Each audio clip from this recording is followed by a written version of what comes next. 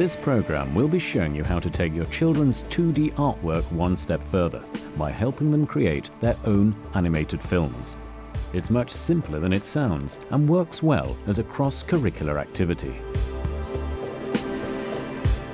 We'll be following two teachers at nearby schools who have committed to bringing animation into their classrooms as part of a more creative curriculum. How you imagine him. Both teachers have approached the challenge in very different ways. Oh, the clouds are moving! You've seen this maze and then, didn't you? That's fantastic. Well, that's good. It's 3:30 in the afternoon at Fair Furlong School in Bristol, and Years 3 and 4 teacher Vicky Cleaves is running an animation after-school club for a small group of children. In front of the snowy mountains, the penguin race was about to start. Crowds were flowing in. The starter penguin placed the flag in his beak and whoosh. That's nice. Penguins go underwater and have a wet soppy kiss. Floating back up, kissing in a love heart, crowd goes ah. That's a really nice finish. Well done. The trick with animation is to keep it as simple as possible, especially when you're just starting out, which with children, you know, they want to put a bouncing ball in, then they want to have a hockey game, and you know, they want to do too many things at once. But fortunately, some of the children have had some experience of animation before, so they were able to remember how simple they needed to keep the ideas in their planning session. The children split into two groups. Vicky is working with the penguin group. Okay, so in here you've got in front of the snowy mountains. And LSA Lynn Mays is helping the pelican group. Yeah, that's going to be great. So do you want to cut that out and see how you think it looks? At this stage, making animation is no different to any other art class, apart from the fact that all along the children have to imagine how their characters will move against the backgrounds. Thank you, Georgia, that was really kind. Right, we need to sort out your pelican, don't we? Cliff, what can we do for Cliff?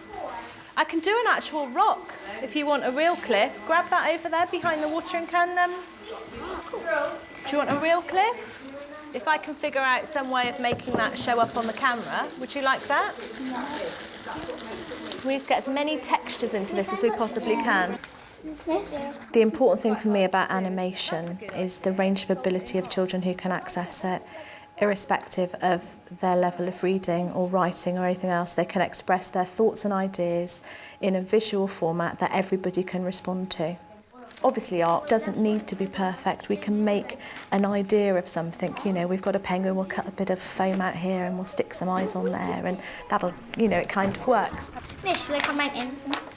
Yep, we're definitely getting there. We need to now use the blue cellophane stuff to get our water, don't we? Yeah. We're getting there. We are getting there. He's looking really good. Right, girls, I think we might be ready to start doing some animation. Once the characters and backgrounds have been made, it's time to start animating. Vicky has set up a filming set with a camera on a tripod which is connected to a laptop by a firewire lead. The stage is set with a light box, which is optional, and 2 angle-poised lamps to provide light from above. That looks alright now. The laptop is equipped with an animation software package. There are several on the market, which start at about £30.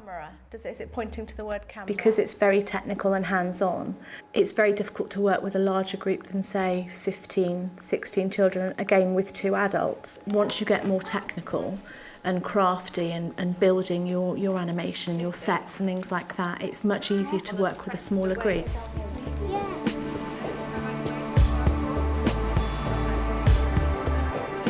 He's slightly off camera, isn't he? The children move their characters just a tiny bit each time, taking pictures as they go. When all these still pictures are played back, it will appear as if the characters are moving. Vicky has not got this far alone. She is part of a creative partnerships scheme, bringing animation into different schools in the area. Another participating school is nearby Bishopsworth Junior, and today the filmmaker and animator running the scheme, Kari Nygaard, is working with Year 6 children and their teacher, Susie Azari. It started really with the Year 6 transition unit, work that Year 6 children do as they're moving up to Year 7. And one of the things that they do is a reading log for a book called Kazuki's Kingdom, which features a Japanese character. And it was such a wonderful book, and it fired up the children's imagination so much. You know, I decided last year that I wanted to do a bit more with it. and it just seemed that this would be a really, really good opportunity to do that. Basically, it's about 3 samurais. One of them's lying there because he's knocked out. Princess goes out there. Princess gets strangled. Princess is knocked out. And the other 2 samurais have a fight with the thing that strangled them, which is the robot. We're going to get a wave, someone's going to draw it, then we're going to get a boot, like wobble it and rotate it, then we're going to get another layer of sea and then make it move with the boot. Rinsuki comes on and shouts Damida, which means no fire. And He's Japanese. yeah, and he stamps the fire out. And Michael doesn't know what he's saying because he's Japanese. And he just stamps out the fire and walks away. Ours is about Kanzuki when he comes back. And he's going to be all confused because we're going to have like a robot going around and he's going to travel by the bullet train. But make separate bits like I told you to do last time. Then maybe you can make a few separate heads with different expression. The benefit of having an artist working in the classroom is that she can bring in all kinds of different ideas and techniques. That's a good idea. And I got a knife with me so we can cut it very neatly around here so it doesn't show. Susie, she found some of the work quite challenging. Sometimes it is quite daunting. There's new software to learn. You have to learn how to use cameras. It's learning by doing, basically. It's trial and error. So she's learning alongside the children at the moment, which is great. Well, I mean, before I met Kari, I'd never even have thought about doing animation with children. I just didn't actually think that it was possible. So it's really fantastic to have someone who is an expert to say, look, this is how I do it, this is how you could do it, and that was great. Whereas Vicky is running her after-school club as 10 two-hour sessions, Susie has opted to run her animation classes as 3 entire days. Working with a whole class and delivering within the curriculum, if you like, needs to be planned thoroughly. And it is a challenge because sometimes, you got 30 children in a class and you're going to keep them active on a subject for a very long time, because that's the thing with animation. You can try to split it up, but the focus needs to be there fully sometimes for a whole day, which is a challenge. The way Susie has organised her class is to split it into 6 different teams.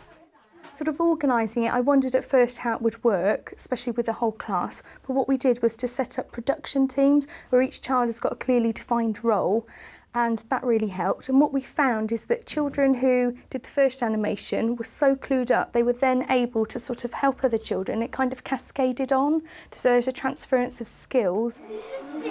The slower you move it, the smoother the movement will be, and the longer it will be as well. Brilliant. Okay. Back at Fair Furlong, the children are confident enough to go it alone. You shouldn't move it too much, otherwise the animation won't look very good. You got to move it just a little bit.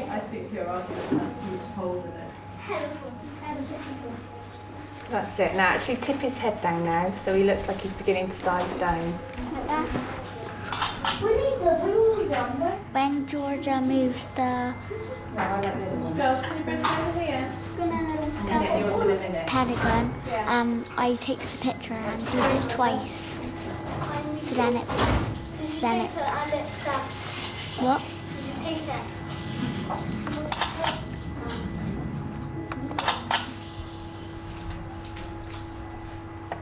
So then it takes the pictures now. When you've done all the pictures, it shows the animation.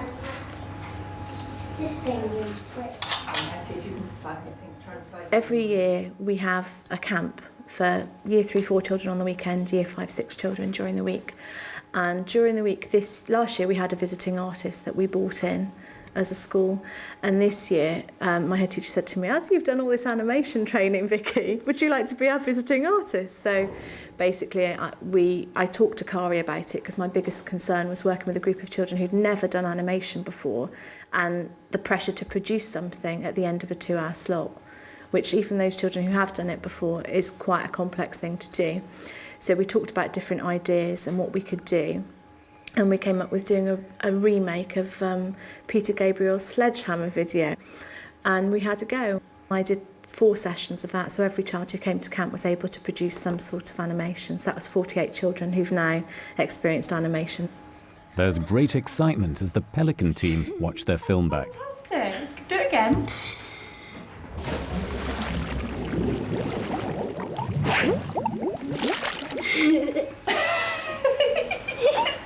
Only 2 people made that animation as well. It's fantastic to actually see what wonderful imaginations the children have got. Because, you know, write a story, but it has to be on myths and legends, or do some artwork, but it needs to be on portraits. To give them a free rein to say, hey, you've got a laptop, you've got a video camera, you've got some resources, some materials, you come up with an idea. I was worried at camp they wouldn't come up with them, and they just blew me away with what they had. The group at Bishopswith are also ready to watch their work back. Is that okay? Of course, you know the story. Yeah. It might look okay to you, but I think it's extremely fast. So this is how, if you know, now I'm clicking now, frame by frame, what you've done, okay?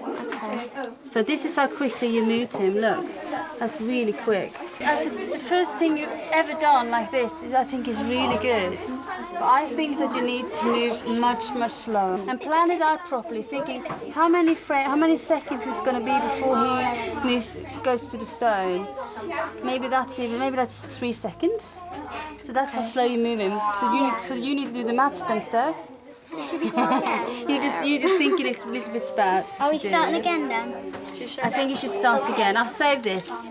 What's special with animation is that it brings so many different elements of learning into it. You got the ICT side, you got the arts side, you got maths, and it makes learning fun. Look how lovely the textures are. Now you know what to do, don't you? You know what not to do as well. The result of this enterprise between Kari and these teachers is that Creative Partnerships have formed a learning group, run by Kari, for teachers from a local cluster of schools. The teachers get time out every 3 to 4 weeks to learn new techniques and share ideas. Well, this is work with 5-year-olds. Their topic is water.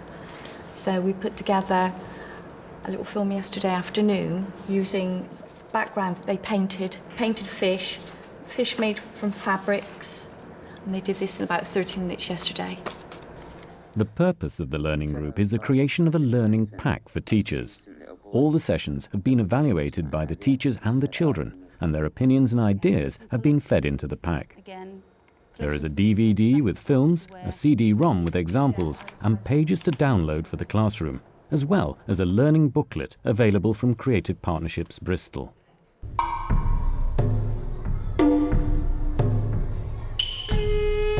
It has taken 3 full days to get there, and now at last the Bishopswith animation teams finally get the chance to share their films with each other.